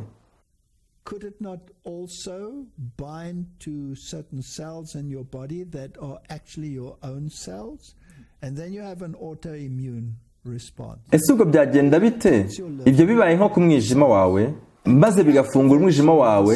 Ubwo icyo gihe uburozi bwose bwabona aho bunyura maze bukinjira mu mubiri. Ntabwo basobanukiwe intumbero ya nyayo ku mubiri. Bari gukina no kwihindura Imana. None kuki bakora ibisa bityo? Abantu bonyine bizera ihindagurika maze bagatekereza ko hari icyo bakongera ku byo Imana yaremye bitunganye, nibo bashobora kugerageza gukora ibisa bitya. Mu myumvire yanjye ndabona bidakwiriye na gato gufata ADN ziturutse ahandi ukazitera mu muntu kugira ngo zihinduke kimwe mu bigize uwo muntu, kandi noneho bigakorwa hakozwe igeragezwa ry'umwaka umwe gusa. Turamutse dusubiye inyuma imyaka mike ishize, ubwo nigishaga navuze ku ngingo y'uko beta carotene yakoreshwa abantu birinda kanseri. Abantu bari basanzwe bazi ko iyo ukunda kurya ibyo kurya byinshi bifite ibara rijya gusa umuhondo, uba ufite amahirwe menshi yo kutarwara kanseri. None iki gituma bigira iryo bara? Ni beta carotene. Baravuze bati, ubwo turafata iyo beta carotene tuyikure mu biribwa maze tuyishyire mu binini, noneho tujya kubigurisha tuvuga ngo waba ushaka kwirinda kanseri, ukwiriye gufata urugero rw'imiturunuru rwa beta carotene. ababivugaga ni FDA bashinzwe imiti. You can't say that. Ntabwo ushobora gukora ibintu Say that this thing is going gutyo huti keretse wabanje gukora inyigo byibura y'imyaka 8. 8 years. Baravuze bati reka dukore inyigo. You can say possible, but you can't say it does that. All right, so Bakora iyo nyigo ku bantu the beta carotene, banywa itabi but they also say kuko aribo bafite amahirwe menshi so yo kurwara kanseri. people that were inclined towards cancer, smokers. And so they took smokers and divided Barabafashe bagabanyamo amatsinda abiri. studies done in the world. Hari gukorwa inyigo zikomeye ebyiri mu isi kuri iyo ngingo. Itsinda rimwe barihaye beta carotene yakuwe mu biribwa, irindi tsinda bariha placebo kugira ngo barebe ko nyuma y'imyaka 8 bazemeza ko koko beta carotene irinda abantu kurwara kanseri. Obviously, if it works, Iyo biza kugenda neza, abafataga beta carotene bari gusanga bafite kanseri nke ugereranyije n'irindi tsinda ry'abanywa itabi bakoresheje placebo. Se sibyo? after about 4 or 5, Hashize imyaka 4 cyangwa 5 why? bahagaritse iyo nyigo bakoraga. Kubera iki?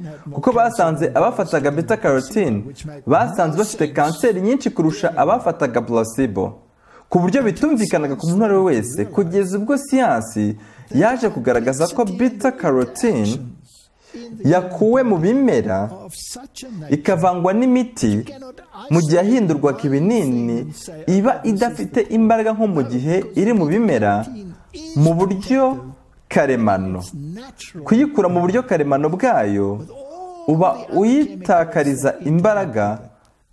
Isolated and you have a problem. So what is the health None ubwo ni ubuhe buryo bwiza bwo kurwanya indwara? nutrition? Ni ukurya neza, kurya ibyo kurya byiza.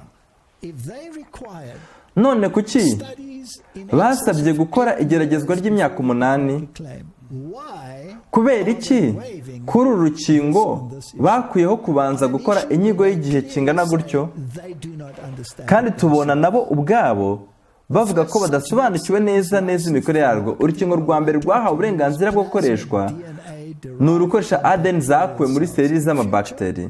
Mu gihe kizaza izindi nkingo zishobora kuzakoresha RNA cyangwa se utundi turemangingo tutarebeshwa amaso. These guys Aya mabwiriza yo gukora inkingo zikoresha ADN vaccines based no kuzigenzura intended for agendereye ko zikoreshwa ku bantu. now.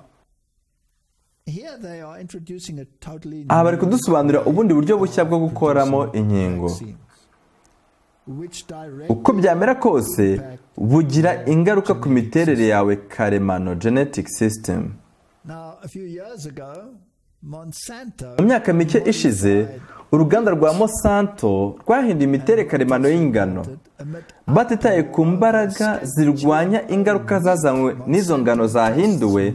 Monsanto ikomeje igerageza ryayo. Monsanto has been taken over by Bayer in Abaguzi bigeze barega Monsanto mu nkiko mu gihe cyashize, mu gihe regulators abashyira amategeko baje kubona ingano zivugure mu miterere karemano yazo mu bisigazwa by'ingano karemano zakozwe n'uruganda rukora imbuto rwitwa Monsanto Corporate. the company has Urwo ruganda experiments on n'ubundi rukomeje ibikorwa byarwo byo gukora ingano zitari karemano, kandi uru ruganda ntabwo rwakomeje gukoresha ingano zisanzwe zari zisanzwe zikoreshwa mu gihe cyashize zibasha kwihanganira imiti yica udukoko nk'uko byagaragaye mu mirima y'ingano iri muri Oregon mu kwezi kwa 4. Ahubwo uruganda rwahinduye uburyo ruri gukora ingano zivuguruye zibasha kwihanganira imiti yica ibyatsi herbicide hamwe n'ibindi bihuru, ukurikije ibyo urwo ruganda rutangaza. filings. Our work in wheat Umuvugizi w'uruganda Lee Quarry atangaza ko productivity including breeding akazi kabo mu ngano ari ugushyira imbaraga mu kongera umusaruro w'ingano, guhindura imiterere yazo, gukora ikoranabuhanga rijyana n'ubuhinzi ndetse no kuzamura ibikorwa by'ubuhinzi ku rundi rwego. Now why did we put this slide in? None kuki ibi twabizanye muri iki cyigisho? Aya ni amakuru ya kera, ariko abantu benshi bari bari kurwanya ikoreshwa ry'ingano zahinduwe mu miterere karemano yazo. None ndabaza iki kibazo: Where is the ese abarwanya guhindura imiterere karemano y'abantu bo bari hehe? Shouldn't we have the same ese ntitwagakwiye kuba dufite abarwanya ibisa nk'ibyo mu gihe nk'iki? Now, the ethics of Ikibazo cyo guhindura gene system imiterere karemano irema imico y'umuntu ni ikibazo gikomeye cyane, noneho bikarushaho kuba bibi iyo utanasobanukiwe neza umusaruro uzabivamo. Nk'iyo urebye ku biryo biba byarahinduwe mu miterere karemano yabyo, genetically modified food, usanga ari byo biteza indwara nyinshi na za allergy, kandi bitanavugwaho rumwe. as a consequence Abantu iteka bakunda modified food. kwigereranya n'Imana, Humanity likes to play God. They like to think that they bakunda kwibwira ko hari ibyiza bakora birenze ku byo Imana yakoze. philosophy Nk'uko wabivuze, ubucurabwenge bukomoka ku bizerindagurika, kuko bibwira ko hari ibyo bahindura ku byo Imana yaremye.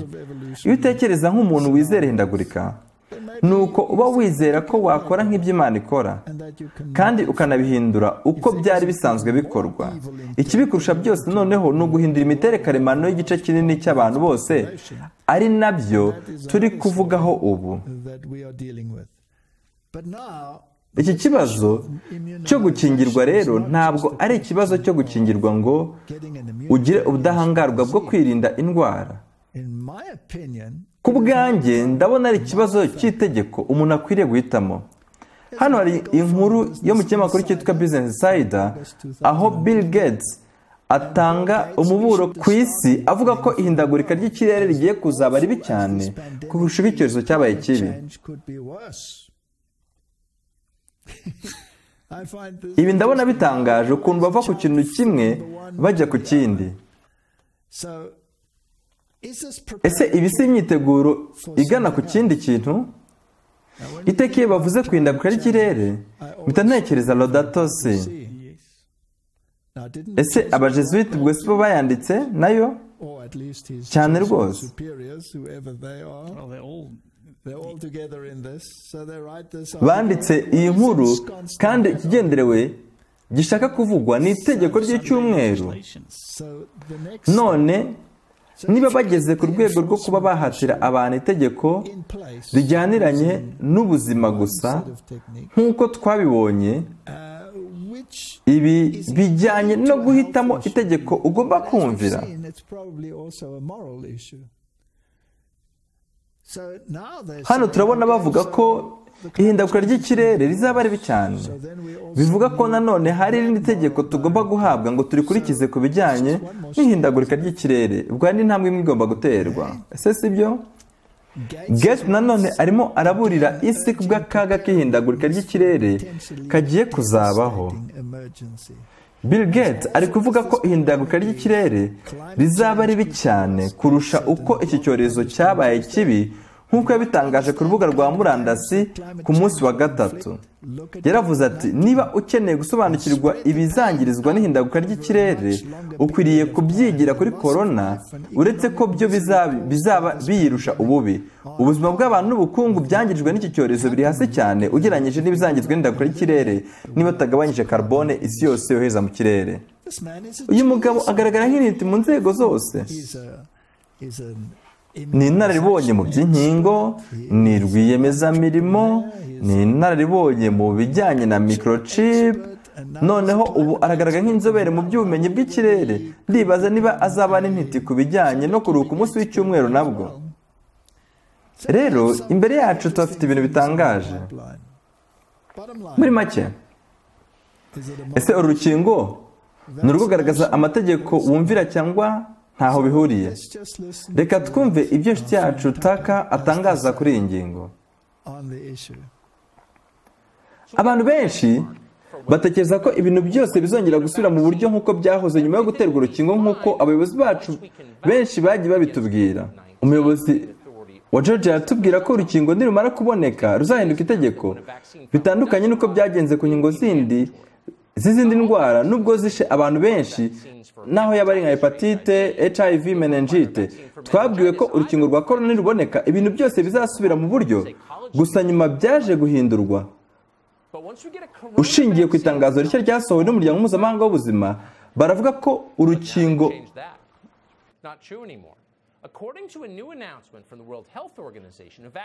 niyo twarubona ikibazo kitazaba gikemutse, icyorezo ntabwo kizarangira. ushobora kwemera guterwa urukingo cyangwa se ukabihatirwa, ariko uzakomeza kujya uhagarikwa. Umuryango mpuzamahanga w'ubuzima wavuze ko intego atari kubona urukingo, ahubwo intego ari ugushyira abantu kuri gahunda. Baravuze ngo ntabwo ibintu bizigera byongera gusubira uko byahoze, byavuzwe n'umuyobozi w'umuryango mpuzamahanga w'ubuzima Dr. Tedros. Mu bigaragara corona ntabwo ari ikibazo kiri mu nzego z'ubuzima nk'uko Tedros abivuga, ahubwo ni ikibazo kigendera ihindaguka ry'ikirere, nubwo bibasha kubatangaza kubyumva. Yaravuze ati icyorezo cya corona cyaduhaye gahunda nshya yo gukoresha imbaraga yo guhangana n'ihindaguka ry'ikirere. Bill Gates nawe yageze igihe arabyemera nubwo byabanje kumugora. Mu ntangiriro z'uku kwezi Gates yanditse ku rubuga bwite, nubwo abenshi mutashoboye kubisoma, ko hari amasomo corona yatwigishije kandi ko icyo bigomba kudusaba cyose tugomba kugikora kugira ngo tugabanye ubushyuhe ku isi. Ku bantu badakoresha za miliyari zabo ngo bavuge ryijyane, ibi birashobora kudutera urujijo. Coronavirus ihuriye he n'ihindagurika ry'ikirere? Wakeka ko Ubushinwa buteza byombi, gusa ibyo si byo, kuko Dr. Tedros na Bill Gates bombi bubaha Ubushinwa. Nta gihe na kimwe ushobora kumva bavuga nabi leta y'Ubushinwa. Ku bw'ibyo Ubushinwa si cyo kibazo.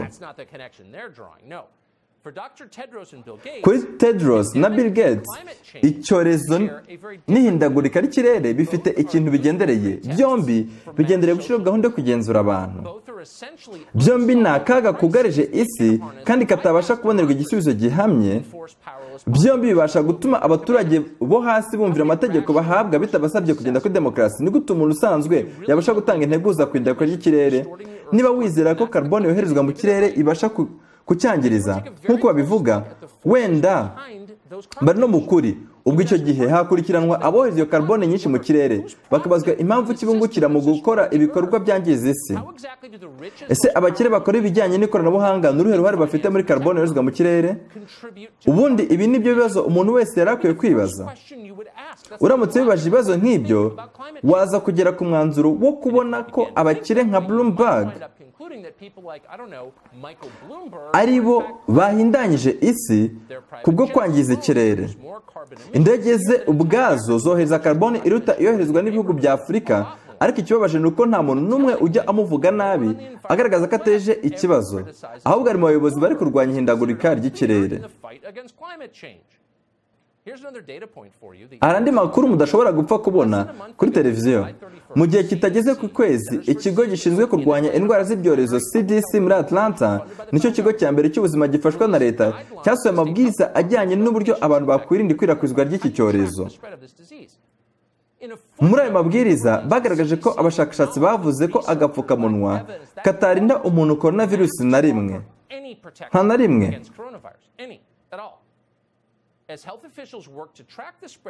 Mu gihe abayobozi bashinzwe ubuzima bafatanyiriza hamwe mu gukurikirana ikwirakwira ry'icyorezo, CDC yababwiye ko badakwiriye kwita ku bantu bambara agapfukamunwa cyangwa se batakambara, kuko bazi ko kwambara agapfukamunwa cyangwa kutakambara ntaho bihuriye no gukwirakwiza icyorezo. Kugeza ubu nta gihamya barabona cyemeza ko agapfukamunwa katurinda icyorezo cya coronavirus. Uwo ni umwanzuro CDC yagezeho, ntabwo ari amagambo Trump yanditse kuri Twitter ye. CDC niyo yabyandikiye leta. Bisa naho hari ikintu gihishwe kirimo aho. Kubera iki ibyo batabyanditse ku rupapuro rubanza rw'ikinyamakuru cya New York Times? Kubera iki ibinyamakuru byose byo muri Leta Zunze Ubumwe za Amerika ziri kwirengagiza ayo makuru? Agapfukamunwa ubu kanditse itegeko ahantu hose, kandi Joe Biden yavuze ko natorwa uzajya wambara agapfukamunwa uri wenyine ugiye hanze. Ese ni biki biri kuba? Ni ugutera abantu ubwoba, kuko iyo ufite ubwoba ibyo bagutegetse byose urabyemera, kandi hagenderewe gutegurwa ahazaza h'inyokomuntu. Uko urushaho gufungiranwa iwawe n'abawe niko barushaho kugira imbaraga zo kugenzura. Bafite icyo bagamije, yego rwose. Ntekereza ko barimo baragana ku kaga kazaba gakomeye kurusha akariho ubu, kandi abantu babyizere cyangwa ntibabyizere, hari iyobokamana ryihishe inyuma y'ibi byose biri gukorwa. Kandi turi mu ntambara iri hagati y'Imana n'abanzi bayo. Hagati aho umuyobozi w'abajesuite aba yitwa generali. bisobanuye ko aba ari umwe mu bagize ingabo. Ndatekereza ko waza gushyiraho ibyigisho bivuga kuva ikirere tujya i Malta kugira ngo abantu basobanukirwe uko umujenerali akora. Reka turebe ibyo igitangazamakuru cy'abagatulika kirimo kiratubwira kuri iyi ngingo. Iki ni ikinyamakuru cyitwa Osservatore Romano cyo ku itariki ya 10 z'ukwezi kwa karindwi 2020 baranditse ngo umushinga wo gushyiraho isi nshya. Mu gihe uzi aho ujya kujyayo birakorohera. Ayo ni amagambo yavuzwe na Muhammad Yunus, umucungamutungo wahawe igikombe cy'amahoro umwaka wa 2016. Afite ibitekerezo byahuranyije bijyanye n'icyo wakora mu isi yamaze guhindurwa na corona virus.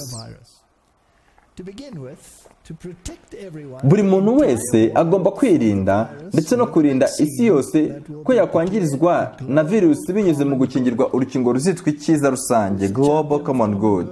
Ni bande bahanze iryo jambo Common Good? N'abajesuite nibo baryungukiramo iyo rikoreshejwe. Muri make isi igiye kugirwa nshya bitandukanye n'uko yahoze. Ndanezerewe cyane kubona Papa Francis abona ibintu nk'uko nanjye mbibona. Gusubira inyuma mu isi twari dusanzweho cyaba ari igikorwa cy'ubugwari cyane kuko isi tuvuyemo yari isi itakira abantu neza.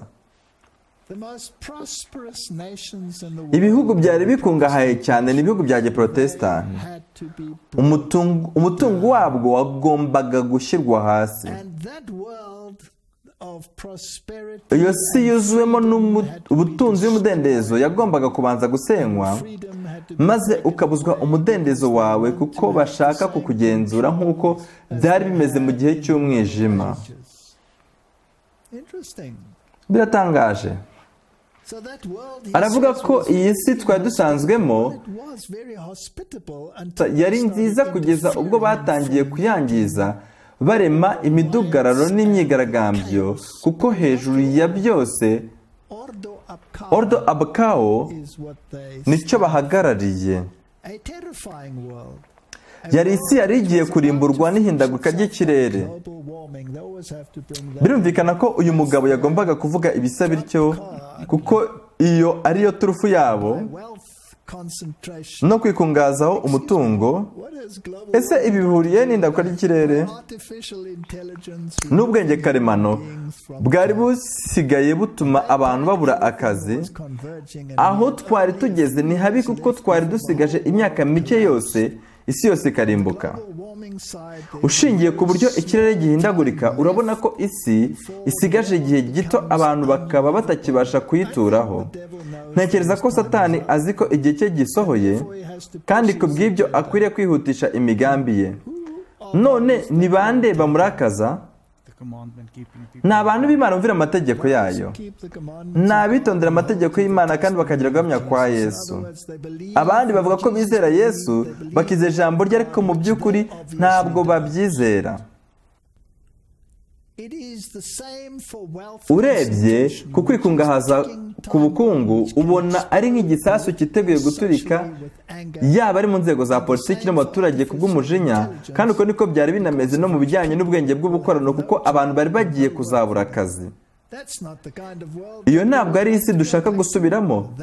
Urebye coronavirusi usanga yarakoze akazi keza, gusa tutirengagije ko yanangirije byinshi ku isi. Ariko kandi yanatugiriye neza kuko yahagaritse amamashini yaragiye guhagarika ubuzima ku isi.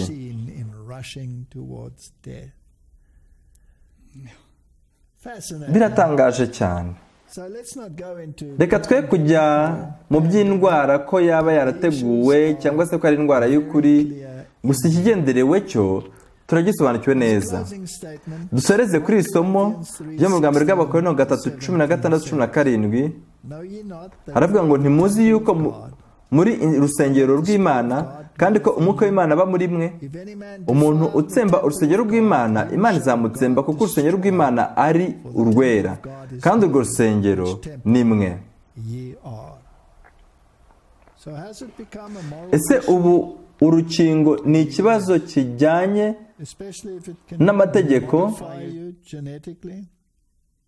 Niba noneho ubasha no guhindurwa mu mico karemano yawe, ibi ntabwo ari umugambi w'Imana, kandi nizera ko vuba bidatinze Imana izatabara. nyuma yaho nibwo tuzabona ukurimbuka kutigeze kubaho. Mu cyigisho cyacu gikurikira tuzareba noneho ikibazo nyamukuru, ari nacyo kibazo giheruka, aricyo gishingiye ku kuramya. Tuzaganira ku bihe uko bizakurikirana kugeza kugaruka kwa Kristo, na nyuma yo kugaruka kwa Kristo, ndetse n'uko bizamera ubwo isi n'ibirimo byose bimaze guhindurwa bishya. Buri wese akwiriye gufata icyemezo. Uko umuntu agenda afata ibyemezo bito bito, niko bimuganisha no gufata icyemezo gikomeye. Imana idufashe gufata icyemezo gikwiriye gihwanye n'ijambo ryayo. Ese twasenga? Yego. Data udukunda uri mu ijuru, mu gihe abantu bari kwibwira ko bashobora gukora nk'ibyo Imana ikora, igihe kirageze kugira ngo Imana itabare, kuko yaremye ijuru n'isi n'ibirimo byose ikabirema ari byiza cyane. Nizera ko ariko byari bimeze mbere y'uko isi irimburwa n'umwuzure. Nizeye ko natwe ari urwego tugezeho. Icyo dusigaranye gusa ni ugufata icyemezo gikwiriye, gushingira ku kumvira amategeko dusanga mu ijambo ry'Imana. Dufashe kugira ngo tubashe gufata icyemezo gikwiriye, kugira ngo uzasange duhagaze mu mwanya ukwiriye. Tubisenze mu izina rya Yesu, amen.